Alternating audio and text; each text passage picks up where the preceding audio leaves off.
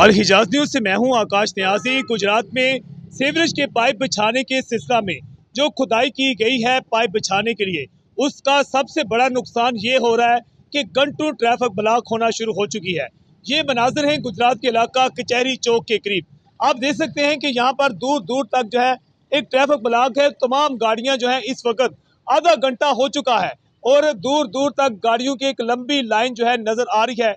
लोग इंतहाई परेशान हैं और सरापा एहतजाज भी हैं क्योंकि रमजान मुबारक का आगाज होने वाला है।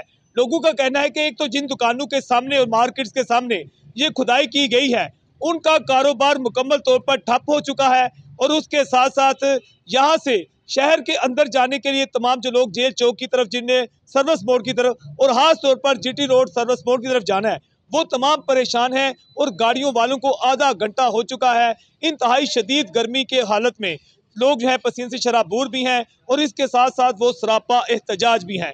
लोगों ने मुतालबा किया है कि फौरी तौर पर ये मसला हल किया जाए और डिप्टी कमिश्नर गुजरात जो हैं सीवरेज के पाइप बिछाने के काम को जल्द अज जल्द करें। और खास तौर पर एक नाकस हिकमत अमली ये भी नजर आ रही है कि पूरा जो कचहरी चौक है उसकी मुकम्मल एक साइड उस सड़क को ब्लॉक कर दिया गया है और ट्रैफिक मुकम्मल तौर पर बंद नजर आती है, जिस पर लोग सरापा एहतजाज हैं। अल हिजाज न्यूज़ से मैं हूँ आकाश न्याज।